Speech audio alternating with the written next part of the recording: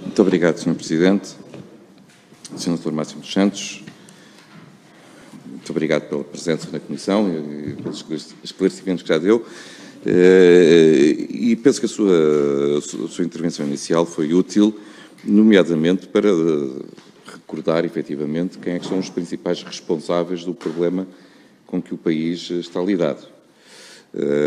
Às vezes, todos nós, pela força da espuma das notícias, esquecemos que, efetivamente, houve atos de gestão, porventura criminosa, que levaram a uma resolução e depois a uma alienação com custos elevados para os contribuintes. E, portanto, acho que foi útil colocar essa questão.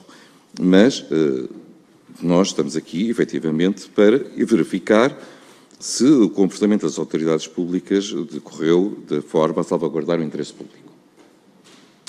E, nesse sentido, Sr. Doutor, eu vou-me centrar, no fundo, na auditoria do Tribunal de Contas e vou colocar-lhe duas ou três questões que o Tribunal avança, pedindo ao Sr. Doutor para as contrariar, porque eu admito que, se concordasse com elas, só tinha uma solução, era demitir-se.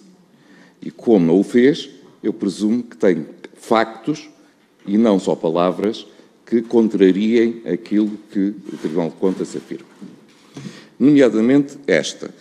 O Fundo de Resolução não atuou proativamente na demonstração, verificação e validação dos valores a pagar ao novo banco.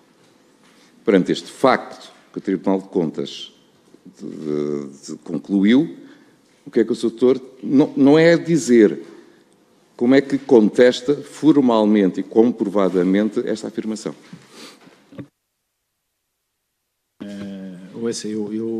Eu concordo consigo. Quer dizer, concordo consigo no pressuposto enunciado. Mas, evidentemente, contesto-a. E contesto-a pelo seguinte, quer dizer, vamos ver, qualquer coisa, estamos numa audição, tem que contestar por palavras, não é? Quer dizer, não, as palavras traduzirão factos, não é? Quer dizer, vamos lá ver. Contesto porque, primeiro,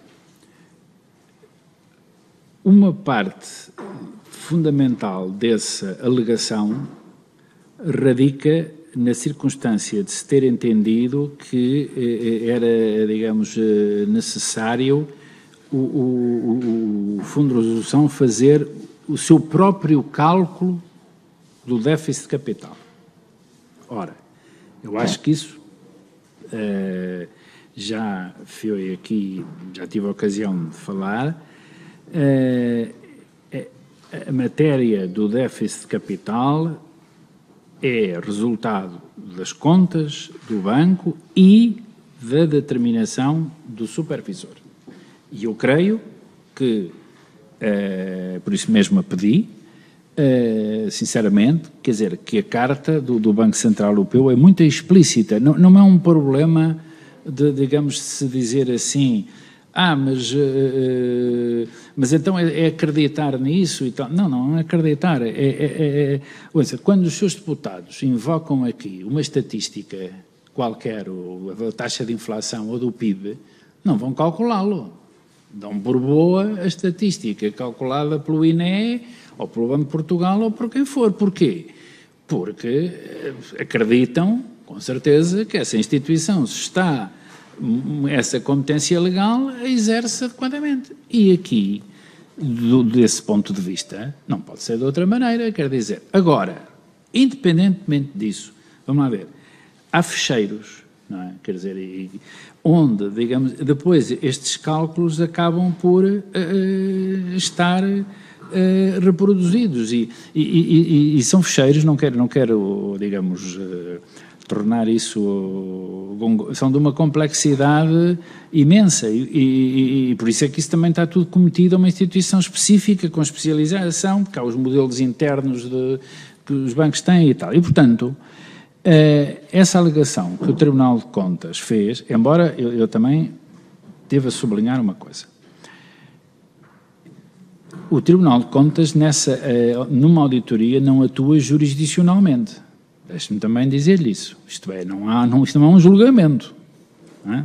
Um julgamento, há prova, contra-prova e há um juiz imparcial. Aqui há uma coisa diferente. Há um procedimento de auditoria. E por isso é que eu digo, discordar fundamentadamente não é desrespeito para ninguém. Portanto, então teríamos de chegar à conclusão, quer dizer, cada vez que o Supremo Tribunal de Justiça revoga uma decisão de relação, a relação revoga da primeira instância e 2 juízes da primeira instância têm entendimentos diferentes, quer dizer que estavam-se a desrespeitar. Não, isso não é assim. O Tribunal suspendeu uma posição. E numa matéria, repare, em que diz, isto são recomendações. As recomendações, ainda há dias estive a propósito disto tudo a ler um texto do ex-presidente do Tribunal de Contas, Guilherme de Oliveira Martins, as recomendações, digamos, não, digamos, identificam ilegalidades, quer dizer, se fosse assim, então o próprio Tribunal tiraria outras conclusões. O que diz é isto. Não tivemos, quer dizer, é um convite à melhoria de procedimentos, se quiser, é uma pedagogia, mas, como nós dissemos no contraditório, a nossa visão é de que essas evidências, repare, as perdas, Oliver Wyman, quer dizer, há a atuação da Oliver Wyman, por exemplo, também, que é um elemento, nós só deliberamos na Comissão Diretiva do Fundo de Resolução quando, efetivamente, temos esses elementos todos com segurança que nos permitem, digamos, dizer assim, bom, este valor que foi pedido deve ser pago. E, às vezes, vamos pagar até menos. Já o ano passado sucedeu isso, porque deduzimos os bónus, e este ano não queria adiantar, porque o Sr. Ministro das Finanças tem direito a saber em primeira mão neste aspecto, não é? Mas vai haver também deduções significativas ao valor da chamada. Mas aí é porque nós entendemos que, independentemente digamos, do pedido, e isso já não tem que ver com a supervisão, que há aspectos da atuação dos atos de gestão do novo banco que se repercutiram nas contas de uma maneira que pode não ser censurável com a tal lei, quer dizer, do ponto de vista de supervisão, mas pode ser censurável do ponto de vista de maximizar a chamada. E, portanto, aí temos um espaço de intervenção. Portanto, essa conclusão, digamos,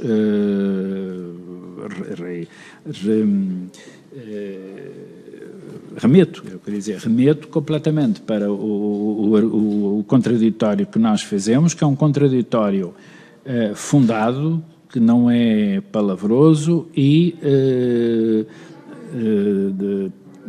trata o Tribunal de Contas com o respeito que ele merece, o que não significa que eu tenha de concordar ou alguém com o que está escrito, não?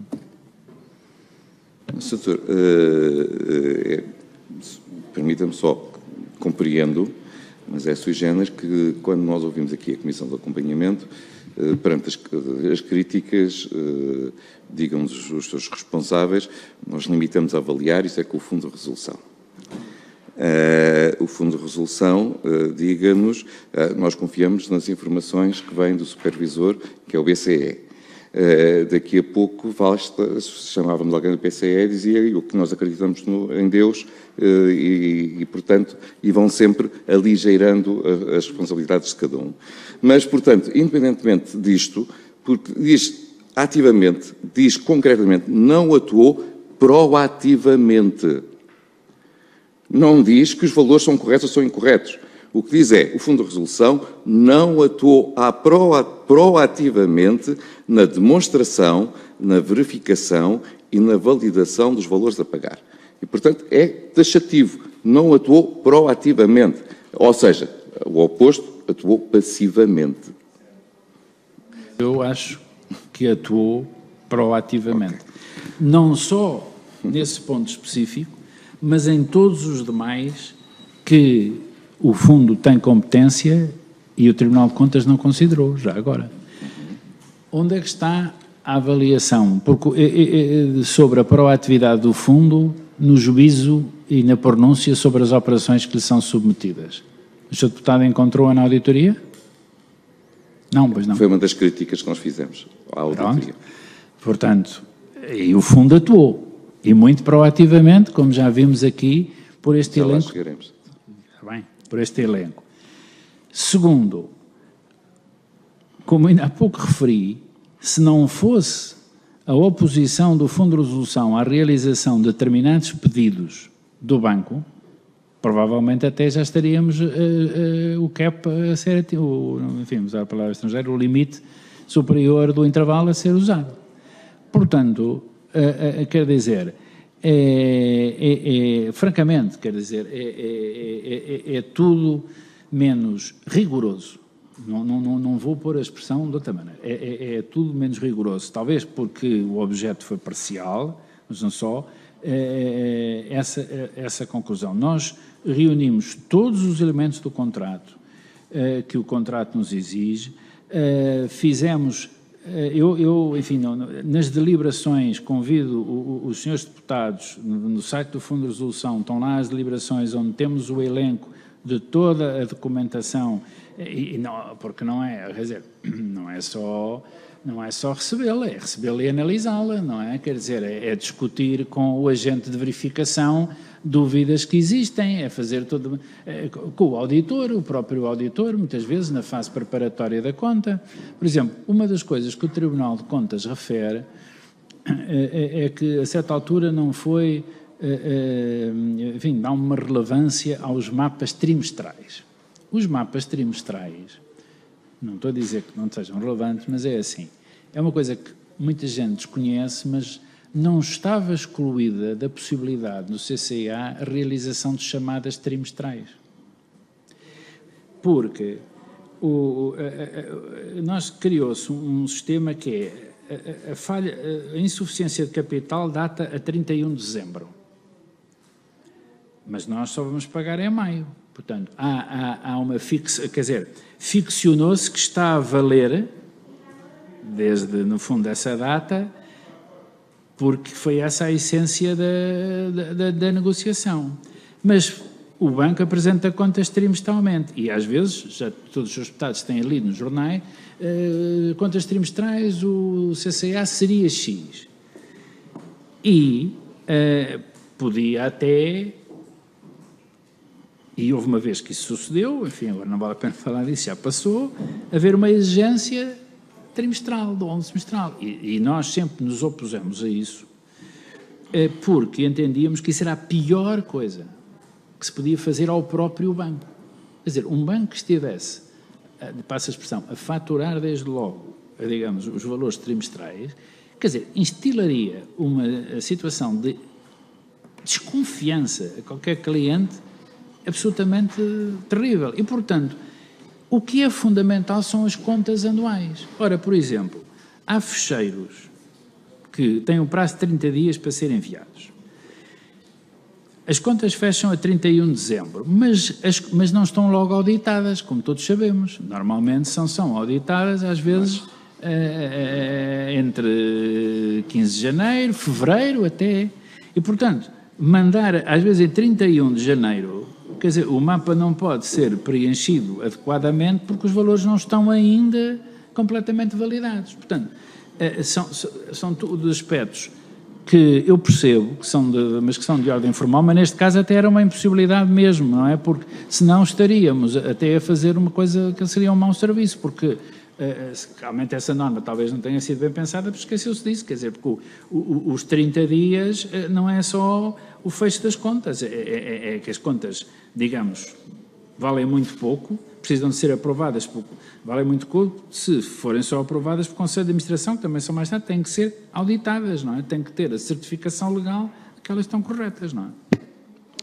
Sr. Doutor, mas o Fundo de Resolução vai mais longe e diz, o Fundo de Resolução, o Tribunal de Contas, peço desculpa, dizendo que o Fundo de Resolução não exigiu o cumprimento dos deveres contratuais de prestação de contas que o novo banco estava obrigado. E de forma reiterada. E isso significa, já não estamos a falar de proatividade maior ou menor, mas que o facto do novo banco não respeitar aquilo a que estava contratualmente obrigado. E que o Fundo de Resolução foi complacente com esse não cumprimento por parte do novo banco. Como é que contraria esta crítica?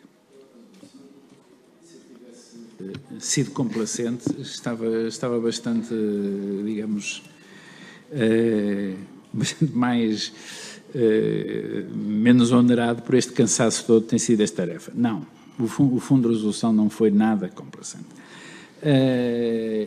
Mas o novo banco não cumpriu sempre aquilo que estava contratualmente obrigado. Aí é o problema, eu creio que é esse...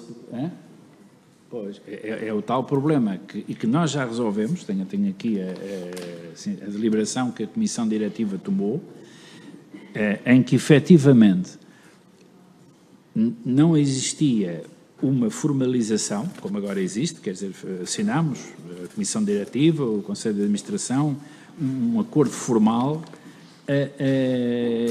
digamos, a explicar, não é explicar, é conter as exigências que os fecheiros devem ter. Quer dizer, era um problema de forma que merece ser cumprido e por isso mesmo já o foi, porque eu anotei isso e reconhecemos todos que era necessário, mas não é um problema de substância, quer dizer, vamos lá ver, portanto, quer dizer, porque não era um problema de substância, porque nada disto, a ausência deste acordo formalizado não impactou na veracidade dos números. E, portanto, são coisas completamente diferentes. Mas é natural. E foi. Por isso já acolhemos essa recomendação. Naturalmente que, repare, o Tribunal, por essência da sua missão, é muito sensível à forma. E a atividade bancária, às vezes, é um bocadinho diferente. Mas aqui, sem dúvida, formalizamos isso, mas, como dissemos no contraditório, reconhecendo que não havia um incumprimento, digamos, do ponto de vista da substância. Portanto, sobre isso, e também gostaria, porque o Sr. Deputado se calhar ainda me vai confrontar com isso, mas a propósito do risco de complacência, porque há uma coisa que eu também gostaria de explicar e o Sr. Presidente do Tribunal de Contas muito claramente disse-o na audição na Comissão de Orçamento e Finanças. E foi isto. Uma coisa é inventariar riscos, outra coisa é dizer que eles se materializaram. O Banco de Portugal, por exemplo, como é óbvio, qualquer organização que se preze, tem um conjunto, tem um plano geral dos riscos da sua atividade, não é? Como é evidente, não é? Quer dizer, e uns a vermelho, e depois temos um plano para mitigar. E, portanto, o que o Tribunal faz é inventaria riscos, mas em nenhum lado, essas afirmações é um problema diferente, diz que esses riscos de complacência foram verificados. E depois há realmente alguma, digamos, menor compreensão desta realidade da arquitetura europeia no que diz respeito à questão dos conflitos de interesse. Porque, repare, não pode haver conflito de interesses absolutamente nenhum entre o Fundo de Resolução e o Banco de Portugal. E porquê? Porque o Banco de Portugal, nos termos da nossa lei, é a Autoridade Nacional de Resolução. Não vamos discutir agora. É a Autoridade Nacional de Resolução. Ponto. Além de ser a Autoridade Estatística, Macroprudencial, de Supervisão, Prudencial, etc.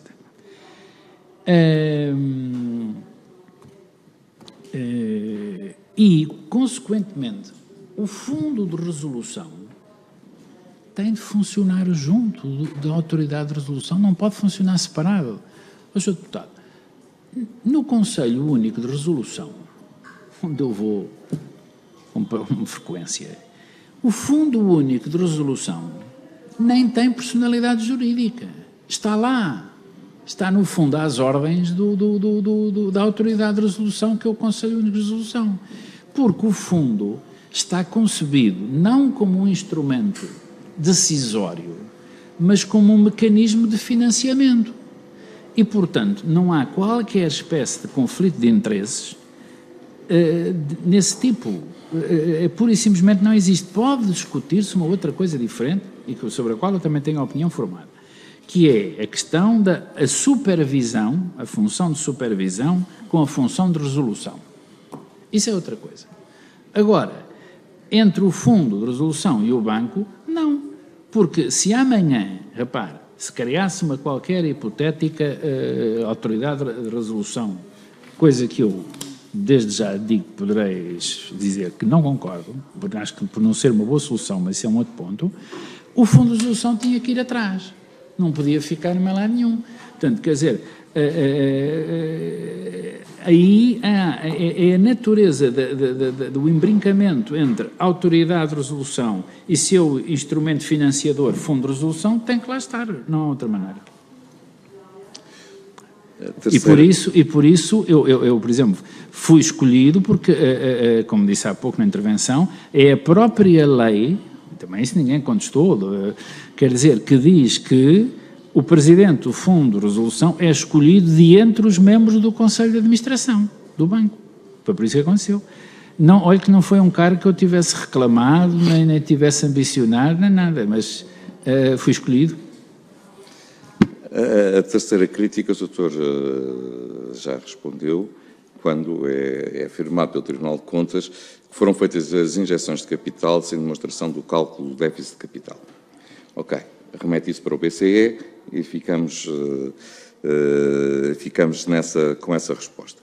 Mas o Sr. Doutor fez agora a referência que, noutros aspectos, foram muito mais proativos, nomeadamente na alienação das carteiras, etc.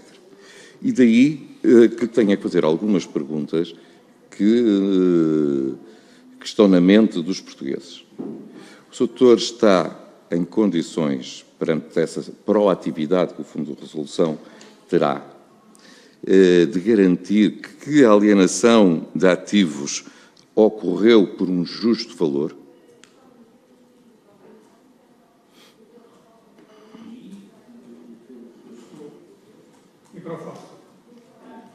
O que eu estou em condições de garantir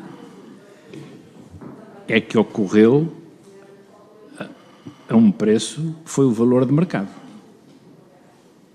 Quer dizer, eu quando andava na faculdade estudava-se muito, enfim, o que é o preço justo, não é? Na doutrina social da Igreja, é um conceito, quer dizer, é o preço de mercado, ou seja, encontrando-se um conjunto de ofertantes e de compradores,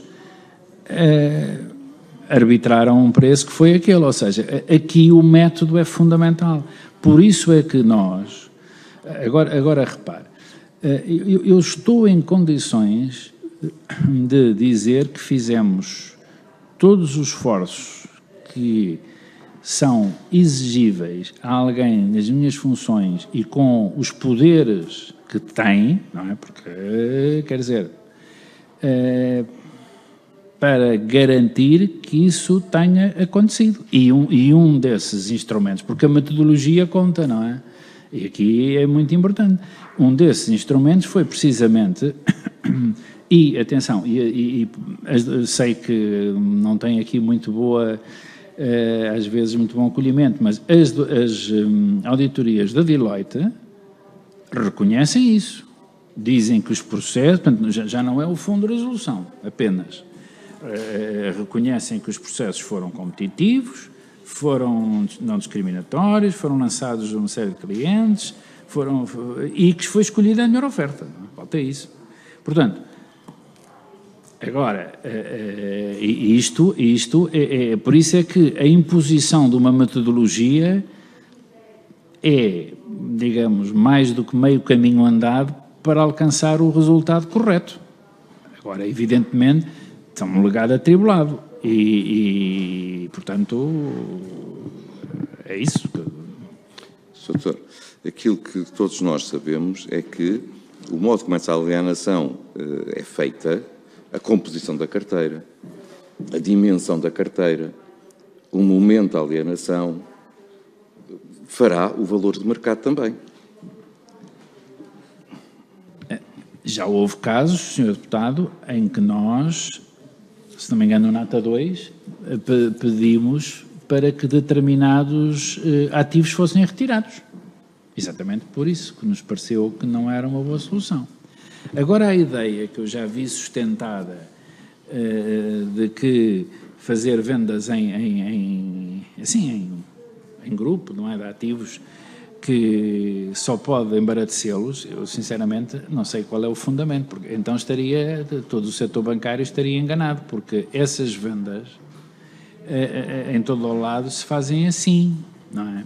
Quer dizer, já não é só uma questão de reduzir NPLs, é uma questão de método, quer dizer, quando um banco tem um conjunto de ativos, vamos pensar até em imóveis, que manifestamente não deve ser um daqueles ativos que se deve ter, quer dizer, não vai vendê-los um a um, senão, quer dizer, e nem sequer isso é garantia de que o preço fosse melhor, porque muitas vezes, quer dizer, é como o Sr. Deputado diz, a composição da carteira é muito importante e aí creio que há alguma, não é creio, há intervenção da nossa parte, tanto que houve casos em que já pedimos para que determinados ativos fossem, no caso era créditos, não é? Aí era créditos. Mas... Imobiliário também. E imobiliário, pronto. Mas quer dizer, mas essa metodologia em si não tem nada de errado ab início, desde logo, porque é a metodologia que todos os dias ouvimos. Eu tenho estatísticas que aqui agora nem consigo localizar nesta montanha de papéis, mas onde todos os nossos bancos fizeram essas vendas. É claro, dir-me, bom, mas não tem um CCA, certo, pronto, mas quer dizer, mas do ponto de vista do método, eles também não querem perder dinheiro, não é? Do ponto de vista do método, usaram o mesmo, não é? E a nível europeu, exatamente a mesma situação, não é? Nessa proatividade, o Dr. há pouco fez essa referência, e eu gostava que desenvolvesse um pouco mais a atenção com a prática de comportamentos de gestão por parte da administração do novo banco que levem que determinados resultados apareçam de modo a poder maximizar o acesso ao CCA. Essa crítica existe, visto que o seu principal incentivo não era a rentabilidade da instituição, mas sacar o máximo ao CCA. E se essa identificação existiu, se foram identificadas essas práticas por parte da administração e que ações é que os senhores desenvolveram? Vamos lá ver.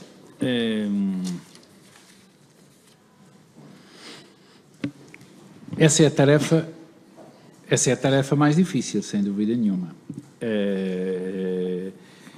É a tarefa mais difícil e para a qual, efetivamente, fariam falta, de um ponto de vista de maior eficácia, os tais administradores que não existem, não é? Pronto. Mas, dito isto, eu vou-lhe dar um exemplo muito claro, que é do domínio público, mas foi precisamente a decisão do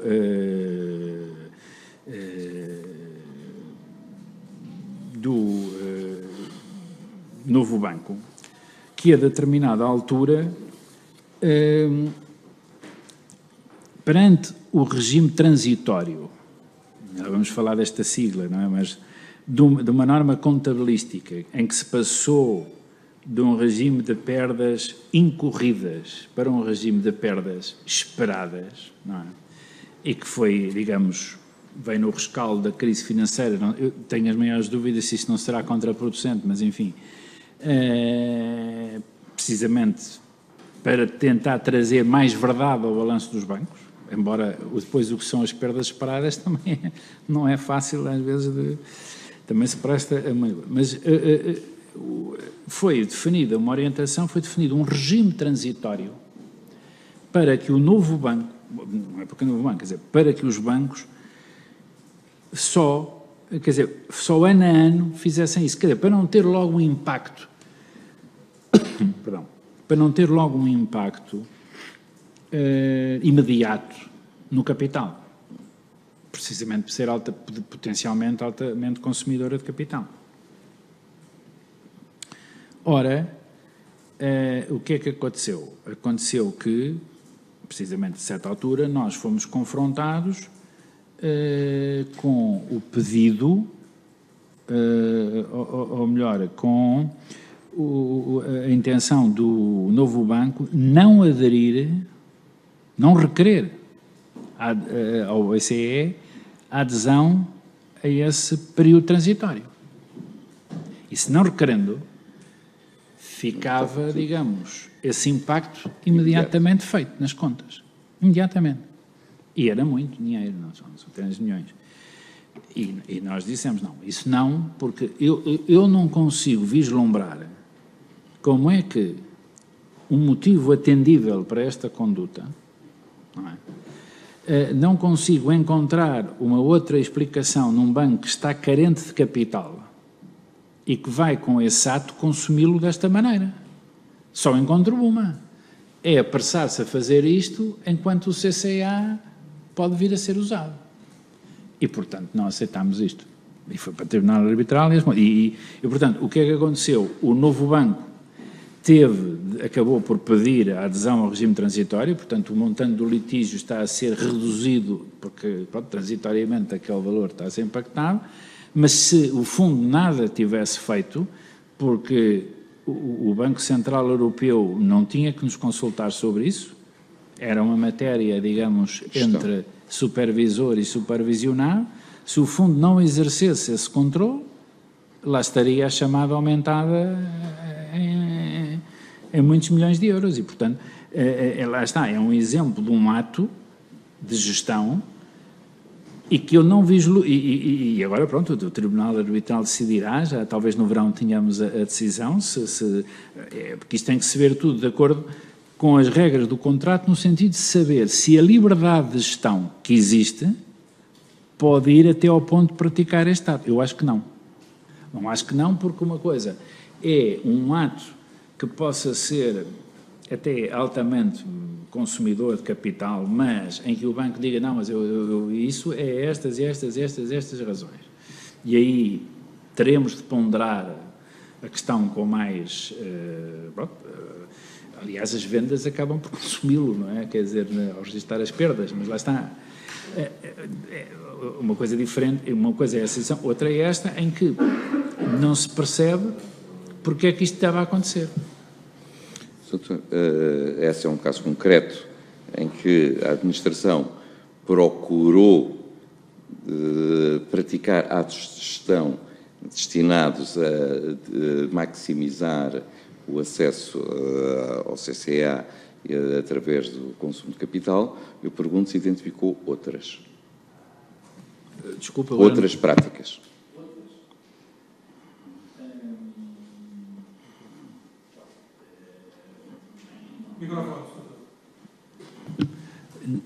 Bom, não tem a mesma magnitude, não é? Mas quer dizer... Mas existem. Quer dizer, vamos lá ver. Eu agora ia falar numa concreta. A atribuição de bónus, independentemente de todas as outras considerações que poderíamos também dizer,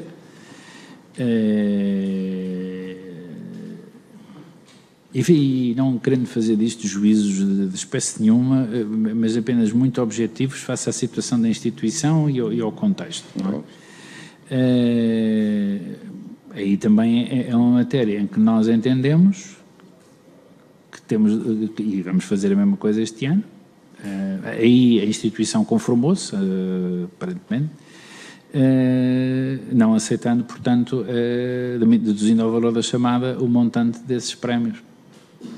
aliás, em linha com o que as próprias instituições de supervisão, no fundo, pediram e sugeriram que fosse feito neste contexto, não é?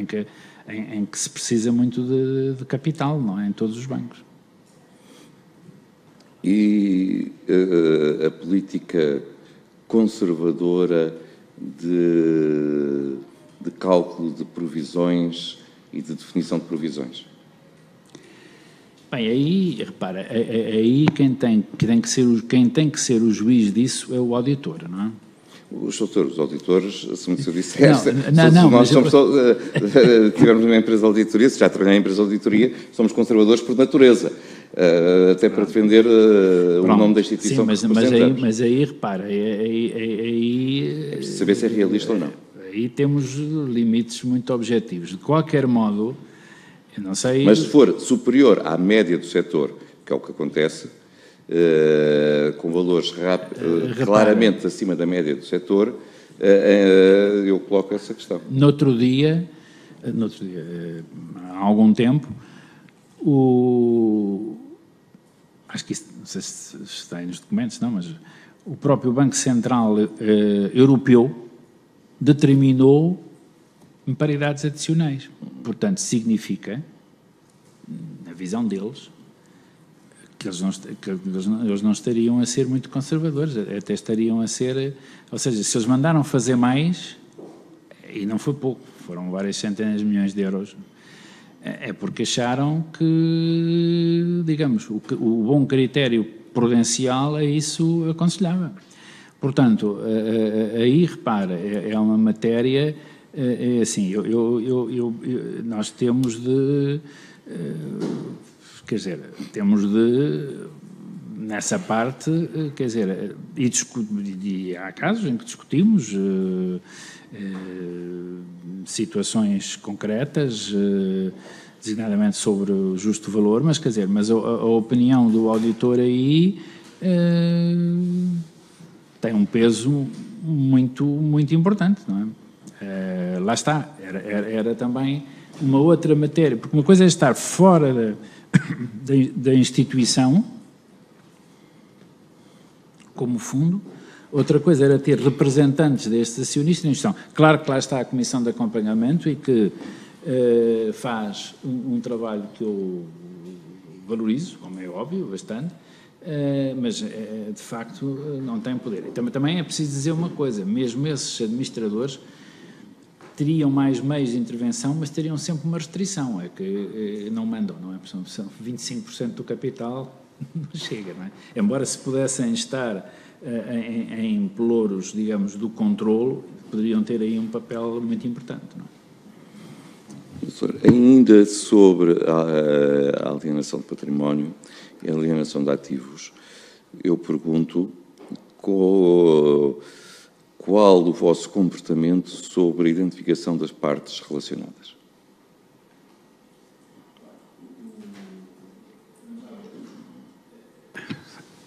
A venda de ativos do novo banco a partes relacionadas não está proibida.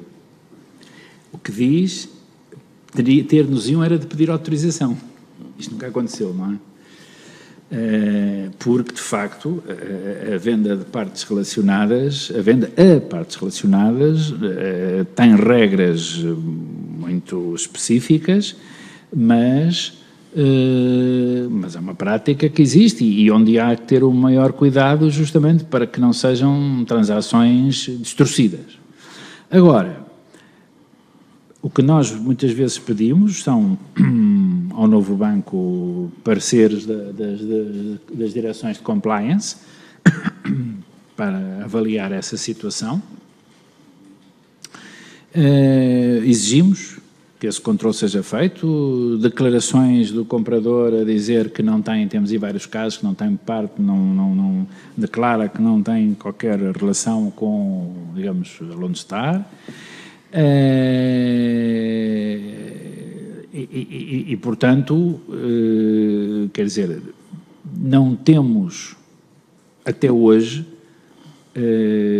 nenhum indício,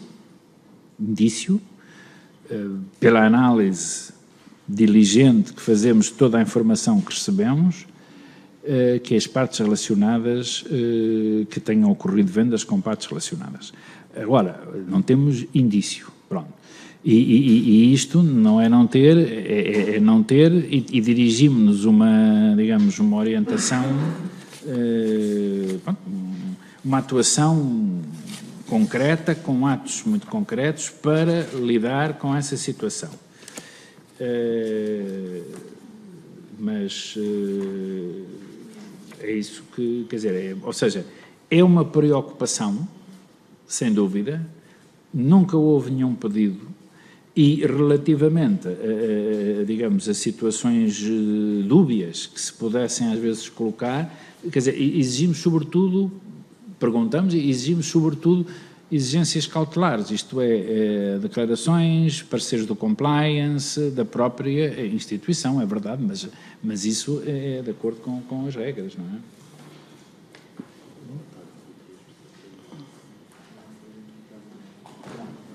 E já agora, que é um aspecto interessante, importante também, a própria auditoria da Deloitte, que se debruçou sobre essa matéria, ela mesma também diz que não identificou nenhuma transação com partes relacionadas. Portanto, também acho que é um aspecto que foi uma auditoria executada a pedido do Governo e, portanto, eles fizeram esse trabalho e não concluíram de todo o trabalho que fizeram que alguma transação desse tipo tenha ocorrido, não é? O doutor, de certo, que não desconhece a polémica que existiu e as dúvidas que subsistem com a alienação de ativos da carteira Viriato a partes relacionadas. E, portanto, como é que comenta e que garantias tiveram que isso não aconteceu neste caso?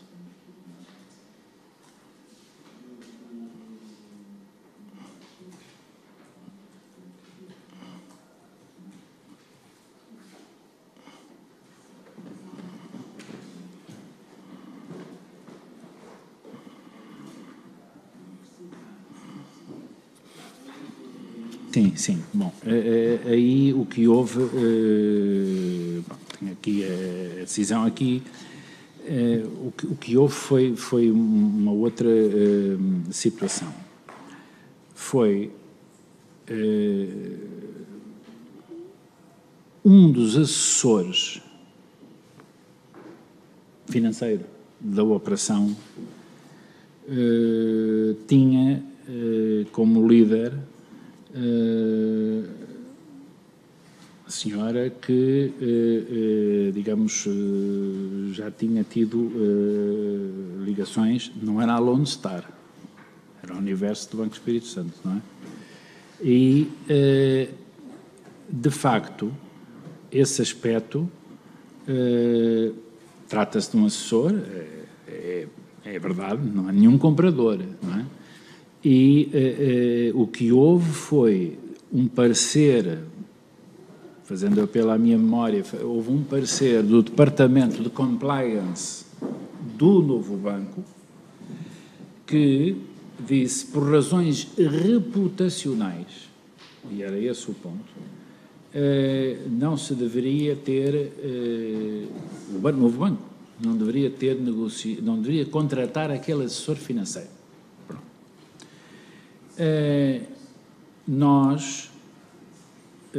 Esse parecer, de facto, não chegou ao nosso conhecimento em devido tempo, só chegou mais tarde, e nós, enfim, escrevemos, quer dizer, aí, no fundo, comunicámos ao novo banco o seguinte, que o Fundo de Resolução atribui a maior relevância à obtenção de parecer do Departamento de Compliance do novo banco previamente à contratação de qualquer serviço de assessoria, estamos só a falar de assessoria, relacionados com operações que envolvem ativos que abranjam o CCA. Nas situações em que se venha a verificar a emissão de um parecer desfavorável por parte do Departamento de Compliance relativamente à contratação de serviços de assessoria relacionados com operações que envolvam ativos abrangidos pelo acordo de capitalização contingente e em que ainda assim, foi o caso, o Conselho de Administração Executivo do Novo Banco considera que há razões atendíveis que justificam a contratação dos serviços em causa, porque foi isso que o Novo Banco fez, tais situações devem ser de imediato comunicadas ao Fundo de Resolução para apreciação previamente à vinculação do novo banco. Pronto, realmente isto não aconteceu neste caso.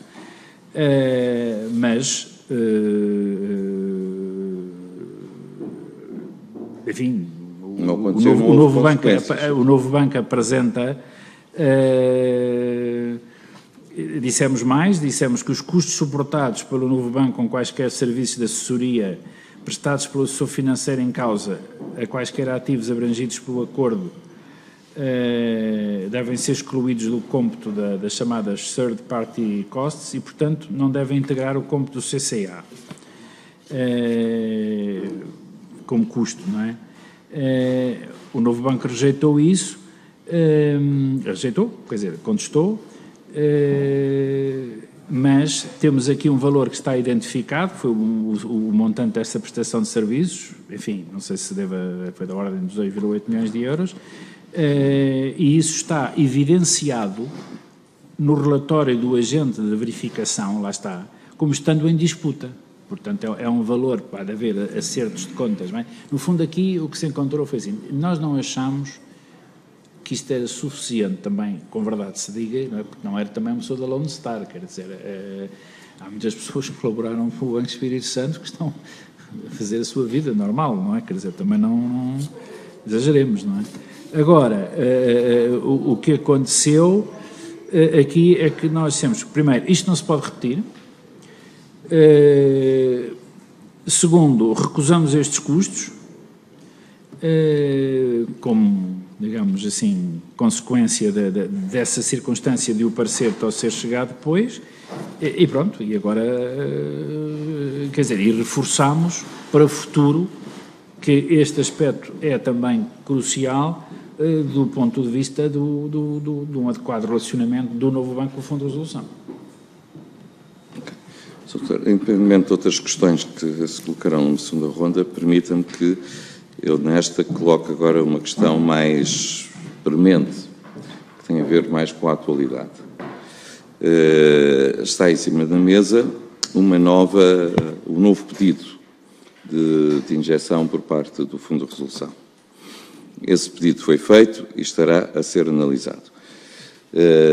Nos comunicados da semana passada, quer do Fundo de Resolução, quer do Banco de Portugal, quer do próprio Ministério das Finanças, disseram que esperava que em breve essa decisão viesse a ocorrer.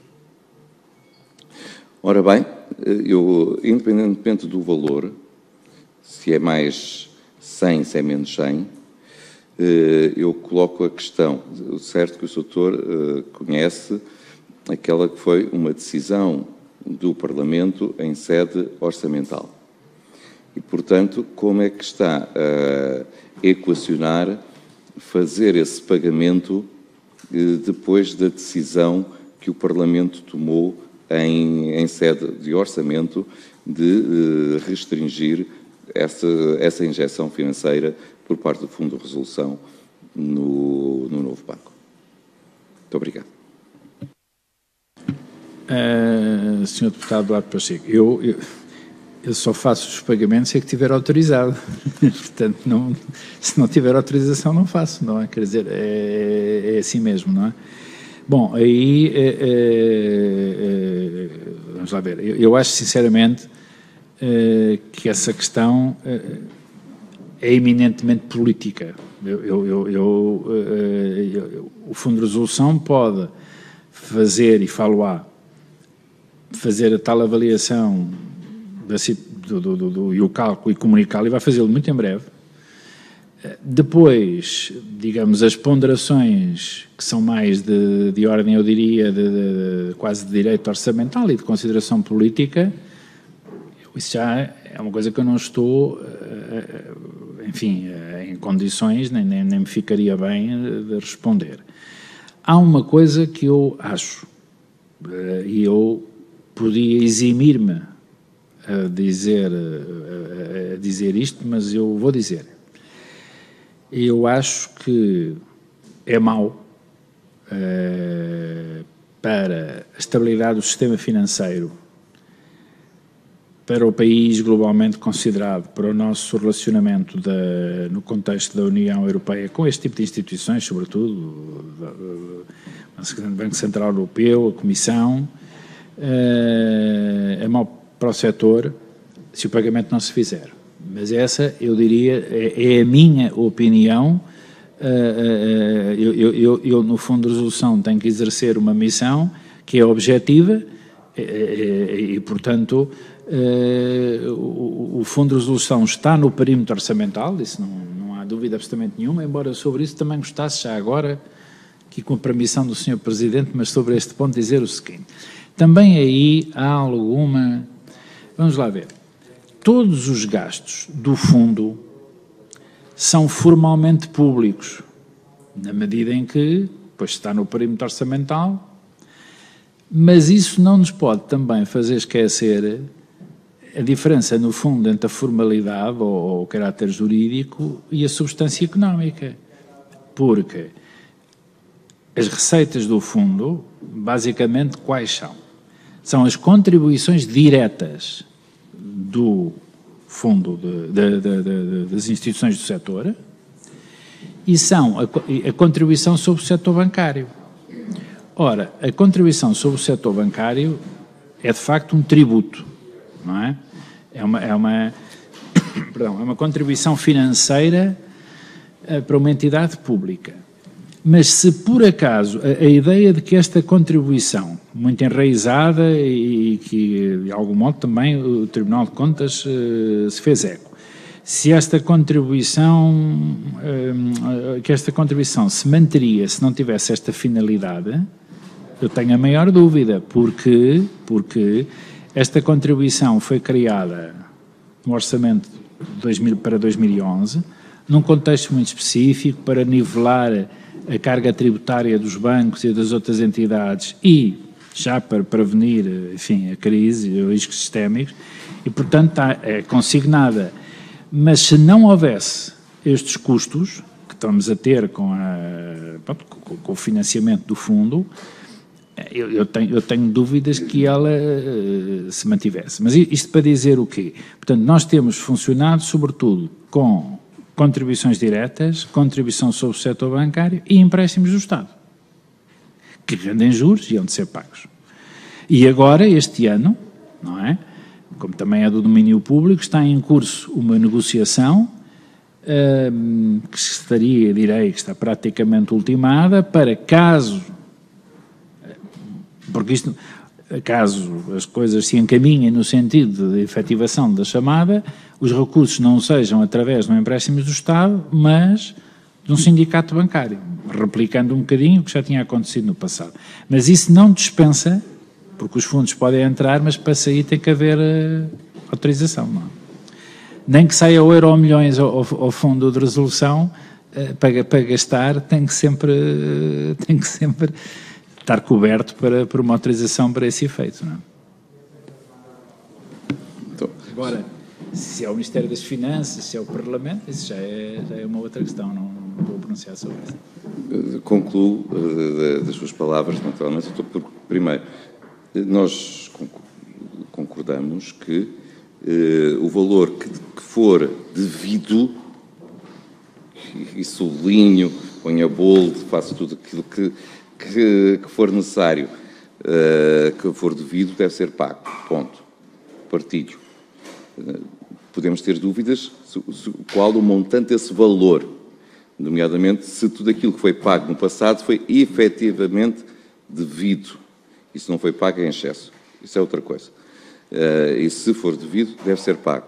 Resta saber, efetivamente, como é que o vão fazer, e era daí eu gostava de antever da sua parte essa possibilidade. Sr. Deputado, peço que compreenda, mas eu não estou habilitado isso é uma matéria da competência do Governo, não posso estar habilitado a dizer isso.